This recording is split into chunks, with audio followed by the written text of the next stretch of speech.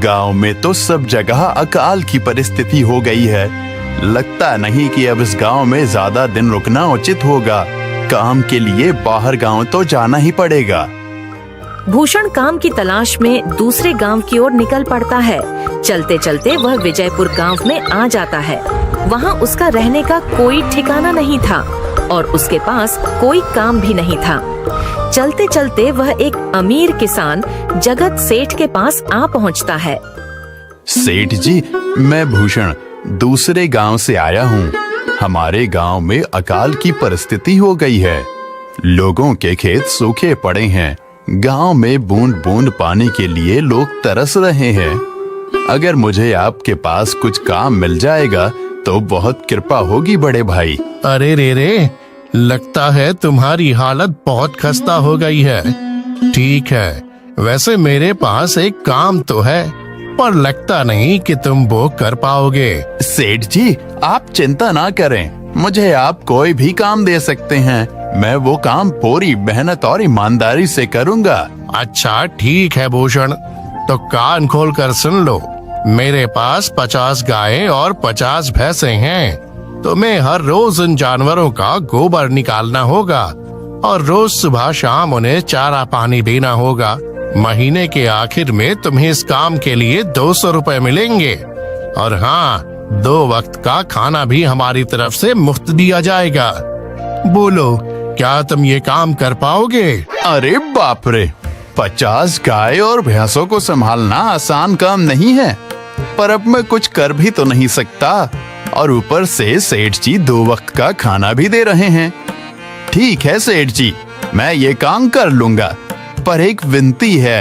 हाँ बोलो भूषण, क्या बात है? सेठ जी, अगर आपको समस्या ना हो तो क्या मैं आपके गायों के साथ गौशाला में रह सकता हूँ? सेठ जी, मैं इस गांव में नया हूँ। मेरा रहने का कोई ठिकाना नहीं है। जग्गा सेठ थोड़ी देर तक सोचता है और भूषण को ऊपर से नीचे तक देखने के बाद उससे कहता है, ठीक है भूषण, तुम गौशाला में रह सकते हो। जी धन्यवाद सेठ जी। तब से भूषण गौशाला में रहकर अपना काम करने लगता है। वह रोज जल्दी उठकर गाय और भैंसों का गोबर निकालता, उन्हें चारा डालता और समय पर पानी भी पिलाता था। हर रोज भूषण अपना काम ईमानदारी और पूरी मेहनत से करता था। जगत सेठ को भी भूषण का काम बहुत पसंद आने लगा, क्योंकि वह अपना काम सफाई से करता था। एक दिन जगत सेठ भूषण को बुलाकर उससे बोलता है, भूषण, मुझे तुम्हारा काम बहुत पसंद आया है। तुम गाय और भैंसों का अच्छा ख्याल रख रहे हो, इसलिए दूध की गुणवत्ता भी बढ़ गई है और गायें पहले से ज्यादा दूध भी दे रही हैं। इसलिए मैं आज से तुम्हारी तनख्वाह बढ़ाकर पूरे 400 रुपए कर रहा हूँ। आपका बहुत बहुत धन्यवाद सेठ जी। कुछ दिन ऐसे ही बीतने लगते हैं। भूषण जगत सेठ के पास बहुत मेहनत और ईमानदारी से काम करता है।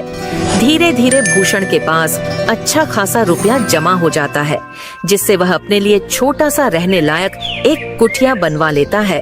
उस गौशाला में सोकर तो नाक से गोबर की गंध अभी भी नहीं जा रही। अब आखिरकार मुझे अपने घर में चैन से सोने को तो मिलेगा। तब से भूषण जगत सेठ के पास गौशाला में काम करने आता और 2 वक्त का खाना खाकर अपने घर सोने के लिए चला जाता था। कई साल ऐसे ही बीत जाते हैं।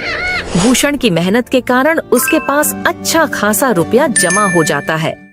एक दिन भूषण जगत सेठ से बोलता है, सेठ जी, आजकल गांव में चोरी की समस्या बहुत बढ़ गई है और मेरे पास कुछ रुपए भी जमा हैं जो मैंने अपने घर में रखे हुए हैं, पर मुझे उन पैसों की चोरी की चिंता हो रही है। आपको तो पता है कि मैं दिन भर आपके पास ही काम करता हूँ और सिर्फ रात में ही घर सोने जाता हूँ, इसलिए मुझे रोज उन पैसों की चोरी की चिंता सताती है। हाँ भूषण, तुम बात तो बिल्कुल सही कह रहे हो।